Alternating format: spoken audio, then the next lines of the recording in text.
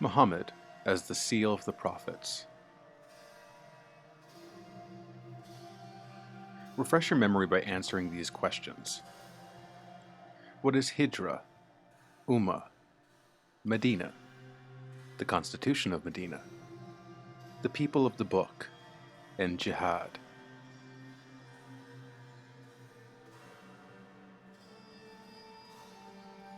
What does the Quran say about Christianity and Judaism?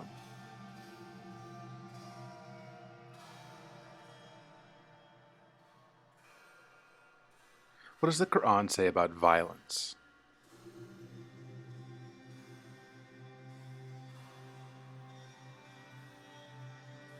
Part 1. From Ummah to Empire. By the time of Muhammad's death in the year 632, nearly all of Arabia was part of his vast tribal alliance.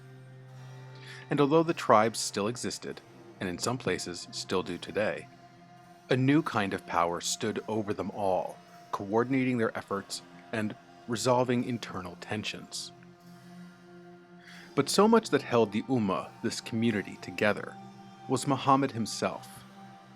He was the arbitrator of Medina, and for those who believed, he alone was a prophet. But now that he was dead, the natural question would have to be, who is in charge? How can this Ummah be kept alive? The tribal Arabs were not a fan of kings. Tribal life is all about being practical, so a political leader who just inherited power was useless. People need to survive in a hostile environment.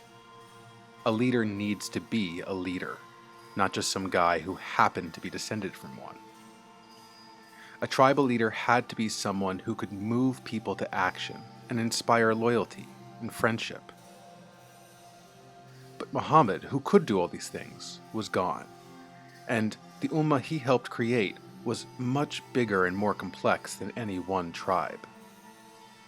There had to be a leader, yet because this Ummah was new, there was no precedent for how it should be governed, who should hold authority, and how authority would pass from one person to another. Immediately following Muhammad's death, a small council of influential elders in the Ummah got together to discuss this problem. They needed to find someone to serve as a regent, or vicegerent, for Muhammad and his God. Not a king or even another prophet, but a placeholder, a caliph. A caliph means someone who rules in place of another, a steward. God was the true king, and he had appointed his prophet for a time. And in place of God's direct rule or his prophets, the caliph would have to fulfill the political role of Muhammad. So who was to be the caliph then? Some people wanted Ali, the prophet's son-in-law, to become caliph. Ali was dear to Muhammad, and he was married to one of Muhammad's daughters, Fatima. Plus, Ali had grown up in Muhammad's own house. But Ali was passed over for the caliphate, probably because he was still quite young. Instead, the elders of the Ummah elected Abu Bakr to be the caliph. Abu Bakr was Muhammad's friend and his companion on the Hijra, the only one to personally accompany the Prophet on his flight from Mecca years before. But Abu Bakr lived for just 2 years after Muhammad, so the problem of authority arose again quickly. Other members of Muhammad's extended family also became caliphs. First Umar, the Prophet's father-in-law, then Uthman, husband to Muhammad's daughter, Kulthum. Then, following Uthman's death, Ali finally became the caliph. Each of these 4 men were close to Muhammad and were trusted by many people in the Ummah. They were said to be men of faith, beloved of Muhammad himself. And so these 4 were called the Rashidun, the rightly guided caliphs. Already under the Rashidun, the Ummah was getting bigger and contained within itself more and more different kinds of people, and so they pretty quickly came into conflict with the Persians and the Byzantines. Disaffected minorities started to defect away from these empires to join up with the caliphate. Jews and anti-imperial Christians had no allegiance to either empire. They just saw those empires as overlords who made them pay high taxes and often oppressed their religions. But the caliphs offered them protection, a relative religious freedom, and usually a better tax rate too. As ever more people started to enter into this new caliphate, and that caliphate started to butt heads with the empires of the day, the caliphate in turn became an empire itself. Following the death of Ali, the last of the four Rashidun, a dynastic system arose where the caliphate would stay in a single family, usually passing from father to son. These were the Umayyad caliphs. Interestingly, the Umayyads, for the most part, weren't that popular with their own people. Many members of this dynasty had been opponents of Muhammad himself, and only joined the Ummah following the amnesty Muhammad declared after Mecca was taken. And several of them had reputations that were, shall we say, less than holy. The biggest critique of these Umayyads came out of Ali's old supporters, the party, Shia, of Ali. These Shiites, the partisans, had backed Ali's claim to the caliphate since the beginning, and watched him get passed over for the role 3 times before becoming the caliph himself.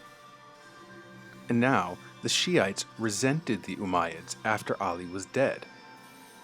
Remember that Ali had been married to Muhammad's daughter Fatima. Well, together, they had had children, the Prophet's own grandchildren. Surely these people deserved to rule the Ummah much more than the disreputable Umayyads. But what the Umayyads lacked in popularity and piety, they made up for in other ways. They moved the caliphate away from Medina into the ancient city of Damascus, which had only recently been won from the Byzantines. The Umayyads started making coins, building great public works, and organizing standing armies. And they used those armies very well. They cut the Byzantine Empire in half, and they toppled the Persian Empire entirely. By the end of their dynasty in the year 750, the Umayyads directly or indirectly controlled land from the Chinese interior to Spain. Under the Umayyads, this Arab tribal monotheistic revival movement from the middle of nowhere was now an empire bigger than Rome had ever been. Part 2. The Arab Conquests. But how did this happen? How did Muhammad's little band of caravan raiders turn into world conquerors in less than a century? And why? This period of the Rashidun and Umayyad caliphates, called the Arab Conquests, is both controversial and hard to plot historically. It's controversial because it seems to play into the notion that Islam is especially bloodthirsty and bent on world domination. And it is tempting to reduce the struggle of the Ummah against the Quraysh, the Quranic jihad, into these conquests that took place a generation or two later.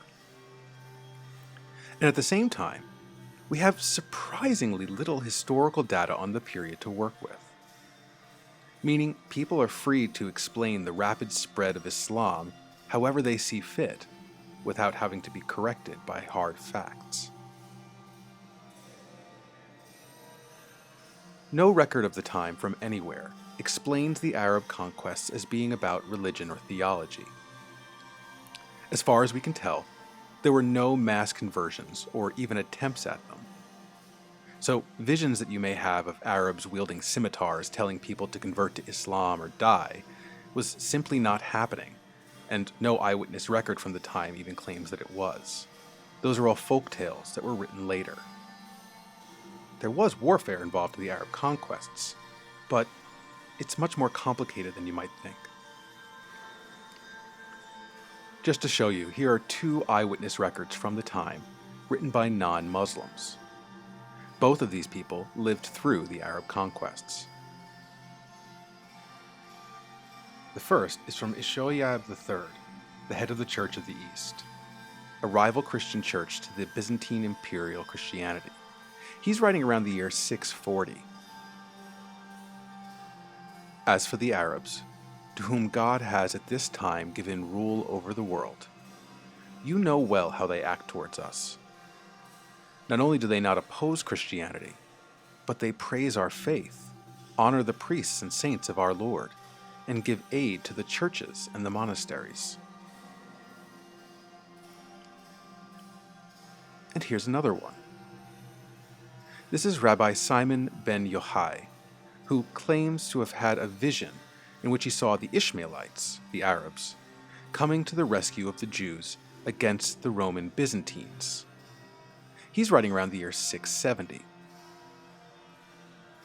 This Rabbi Simon saw the kingdom of Ishmael, the Arabs, was coming, and he began to say, was it not enough what the wicked kingdom of Edom, the Romans, has done to us? But then an angel speaks to him and says, do not fear, Son of Man, for the Almighty only brings the kingdom of Ishmael to deliver you from the wicked. He raises over them a prophet, and a great dread will come between them and the Romans. They are a salvation for Israel. Notice that both of these records view the Arab conquests as positive developments, even though neither author is himself a Muslim. And funny enough, neither ever uses the term Islam or Muslim to explain what's going on. They know that something's going on with the Arabs, and Rabbi Simon knows specifically that they claim to have a prophet in their midst. But neither one of them frames the Arab conquests as Islamic. Why? Because for nearly everyone, there was no such thing as Islam, including for many of these Arab conquerors themselves. The Arabs saw themselves as part of a tribal alliance, many or most of whose members were Jews, Christians, or still pagans, even after Muhammad. And even those who affirmed that Muhammad was himself a prophet, the notion of a new, unique religion like Islam was very uncommon. Outside of the Quran itself, the label of Islam or Muslim was rare for about a century. And that was probably because the Quran itself was quite rare for about a century too. Some people would know some parts of it orally, and there were some early written copies. But most members of the Ummah were there out of a tribal alliance, not because of the specific message of the Quran. And interestingly, and most bizarrely, we have next to no noteworthy archaeological data of these Arab conquests. Let me repeat that. We have next to no noteworthy archaeological data of these conquests. And that, from an archaeological point of view, is bonkers. When a battle is fought, there are huge amounts of remains left behind. Bodies, pieces of metal weapons, encampment remains, carbon left from fires and sieges, leveled cities, and ruined barricades. But from the Arab conquests, which supposedly involved about a dozen major battles between multiple empires, we don't see any of that. No piles of bones, no weapons, no burnt-down cities. But later history books, and many that are still being written, both by Muslims and non-Muslims, talk about this sudden explosion of Islam out of Arabia as a simple fact. But it's anything but. So again, how did this happen? How was it that suddenly, within a century of Muhammad, there were Arabs everywhere, a few of whom would have had some notion called Islam, who crushed the Persian Empire, neutered the Byzantines, and managed to do it all without leaving massive amounts of archaeological remains? We have to move into some guesswork here. First, the same old problems of Arabian geography have to be considered.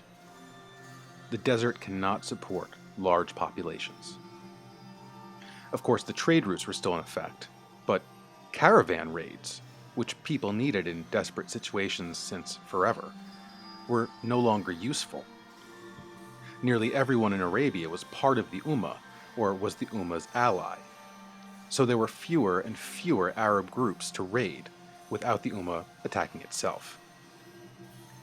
And so the caravan raids between Arabian tribes transformed into raids on non-Arabs, the empires of Persia and Byzantium. And they had better stuff anyway. Second, as we already saw, Jewish groups and anti-imperial Christians in both the Persian and Byzantine empires were unhappy with their respective rulers, even before the Arabs arrived. So many of them could just turn their cities over to the Arab caliphs, who would leave these people to their own devices in exchange for paying lower taxes. Third, the Arabs arrived on the world stage at the perfect moment. In the West, North Africa, and Spain, the fall of the Western Roman world was still lingering on. There was no emperor, the Pope had little power, and the local monarchies were constantly fighting each other. Meanwhile, in the East, Byzantium and Persia had been warring for centuries. Both empires had been weakened due to constant shifts in borders and the cash drain of all the fighting. So, the Middle East and North Africa were already quite unstable. For example, imagine you were living in Jerusalem when the Arabs arrived, and you were, say, 40 years old. You would have been born under Byzantine rule. Then the local Jews revolted against the Byzantines in the year 610. And then the Persians invaded in the year 614. And then Christians revolted against the Persians in 617. And then the Byzantines reinvaded, taking the city back in 629. By the time the first Arabs showed up in the year 637, you would have lived through 3 different imperial rulers, 2 invasions, and 2 major revolts. Few Jerusalemites would have had deep-seated allegiances to any government. And then, look, some people show up offering you more religious freedom and a better tax rate. You probably wouldn't be opposed to just joining up with these Arabs without putting up much of a fight. And that's just what the Jerusalemites did. So we're going to have to assume that similar things happened elsewhere. Fourth, there would have been, for many people, some religious component to this too. But this part of the process would have been a bit slower. No one really changes religions in a day, even by force. It's a slow process of reflecting and considering your practices and beliefs, usually taking place over a lifetime, if not several lifetimes. So now imagine you're a Christian in North Africa who lives under Byzantine rule. And imagine you don't agree with the official Byzantine form of Christianity, which most didn't. Not only do you not like that some foreign emperor and his bishops are telling you what to think, their notion of the Trinity is confusing, and their books are all in a Greek language that you don't speak or read. And now the Arabs come along, and they're not particularly interested in enforcing a state religion on you. And in fact, the religion that some of them do have is theologically much more simple than Byzantine Christianity. The biblical God is still there, so you like that. And they affirm Jesus is the Messiah, like you do. But these Arabs aren't interested in Trinitarianism or promoting written texts in foreign languages. All they do have is a melodic recitation that a few of them know parts of, and its theology is much more straightforward. God is one, God speaks through natural and prophetic signs, and you should do good deeds. So even if you don't understand the Quran's words, you can easily learn to recite them for yourself. It's pretty and it rhymes. And many people could find that tempting, and many did.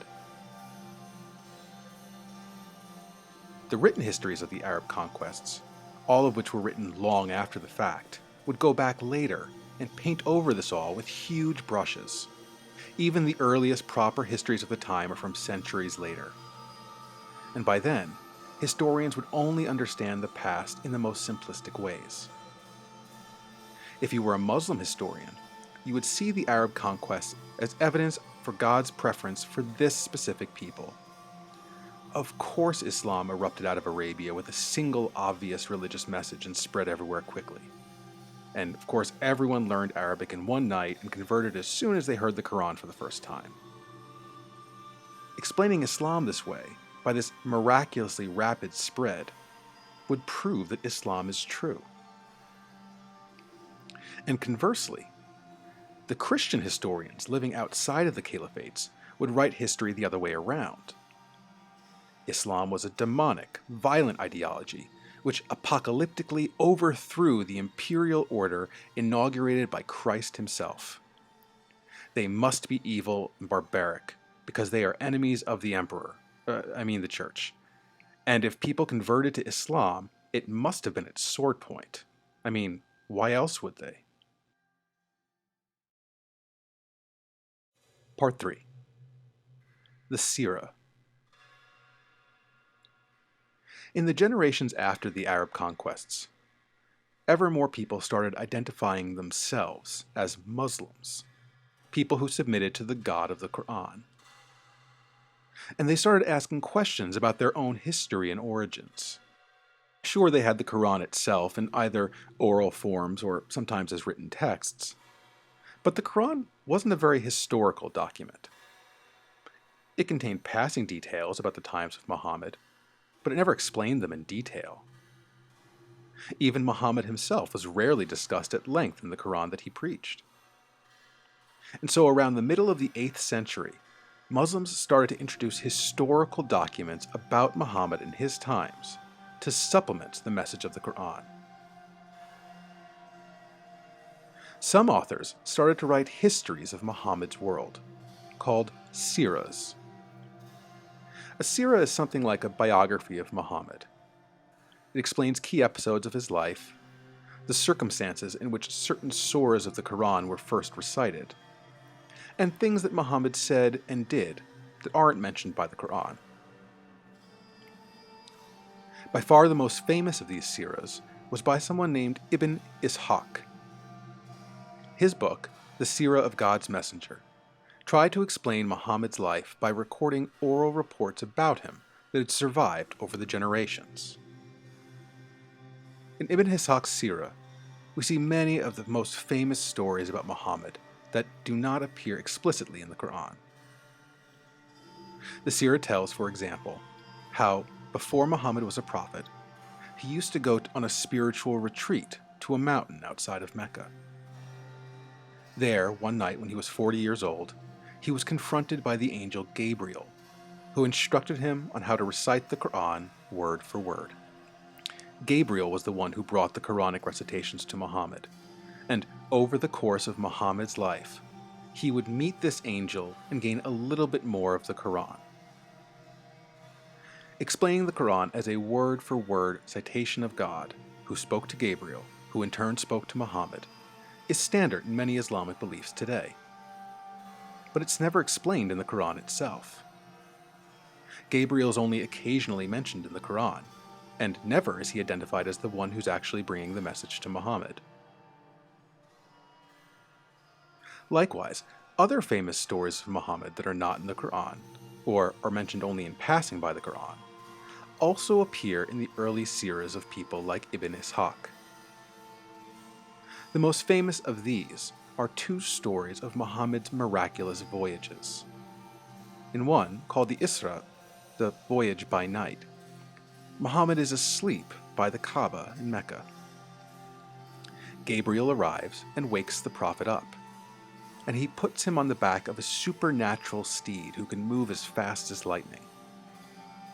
In a flash, they're in Jerusalem, where Muhammad meets other prophets from the past, like Abraham, Moses, and Jesus. Together, they pray on the site of the Jerusalem temple, with Muhammad leading the prayer.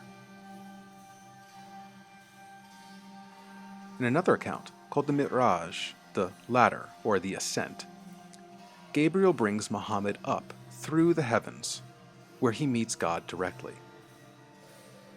It's here that Muhammad is instructed on how to say the Islamic prayer, and how often to say it, Later, the accounts of the Isra and the Miraj would get fused together into a single narrative, with Muhammad riding to Jerusalem and then ascending up through the heavens, all in a single night. And there are other stories of Muhammad found in the Siras too that are less miraculous. Accounts of Muhammad's personal life, his family, and his battles. These reports were naturally of various degrees of authenticity. Some of the materials in the Sira were reliable accounts of the early Ummah a century and a half earlier, and other parts were more folkloric accounts that developed later. Which part is which is still subject to debate. So what is the Sira literature doing then? Why do you need this new material when Muslims already had the Quran? Well, first, the Quran was specific to just one cultural situation, late antique Arabia, and its specific forms of paganism, Judaism, and Christianity.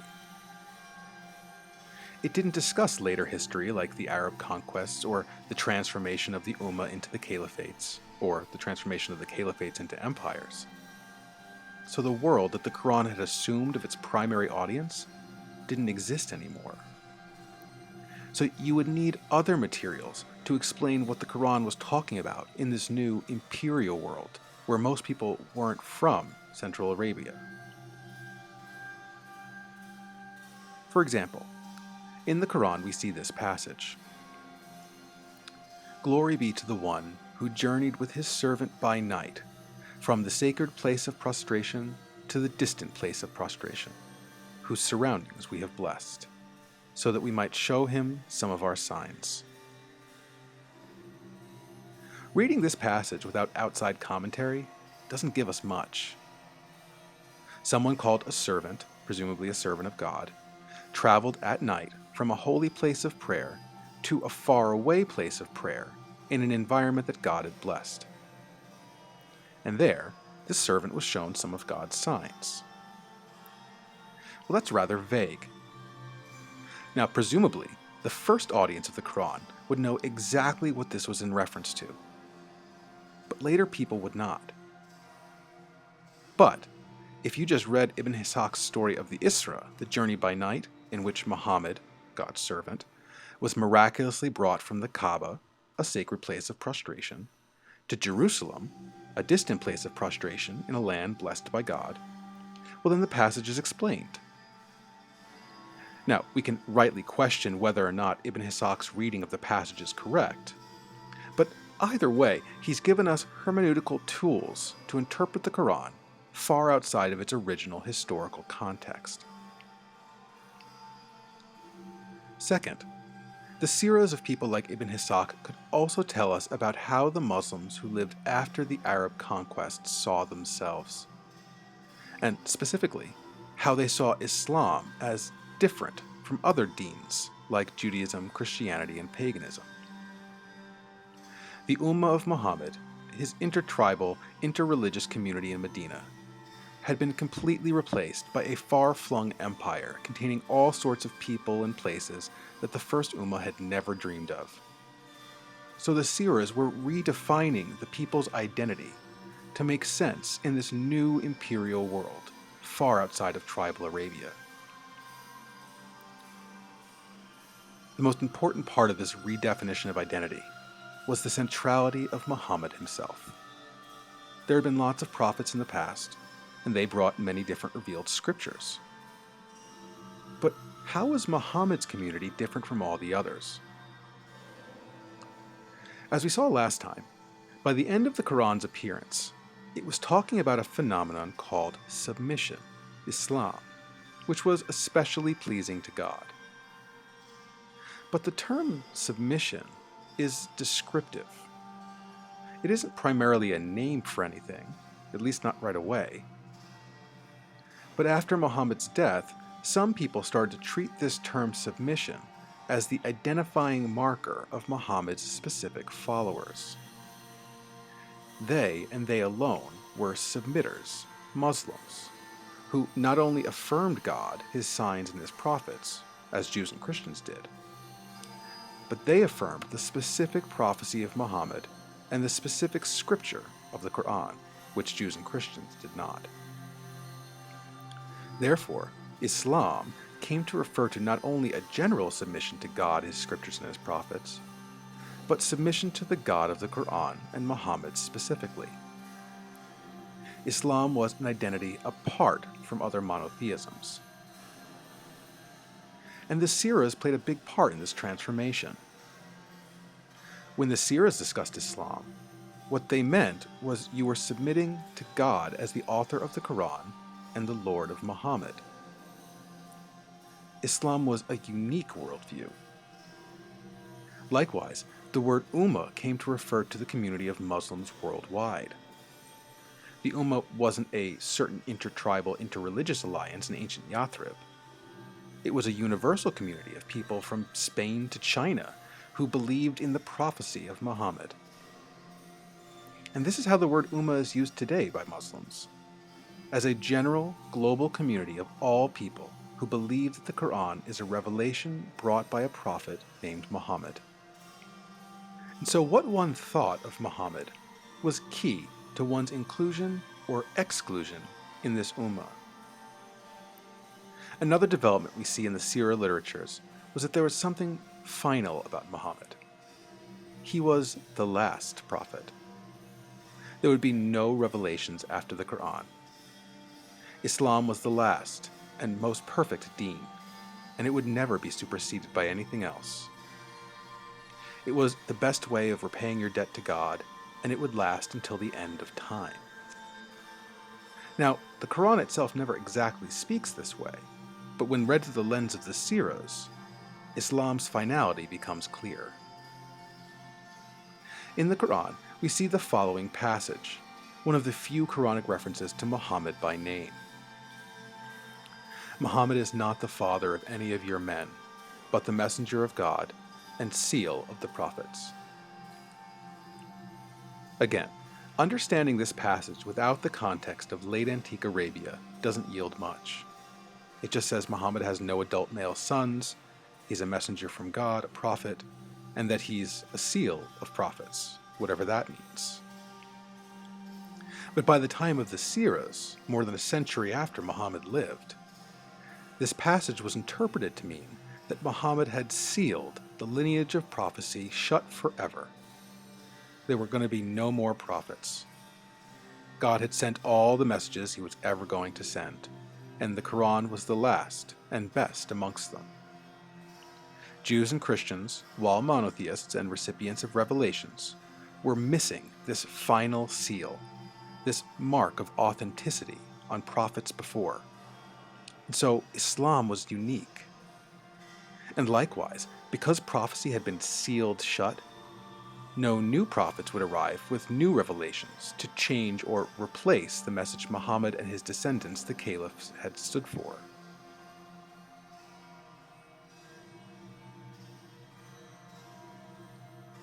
Questions for class. How did Muhammad's Ummah transform into the caliphates? And how did the caliphates transform into empires?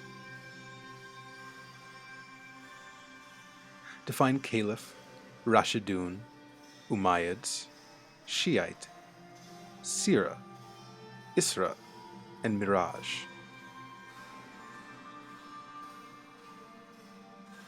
What are some of the things that the Sira of Ibn Ishaq did?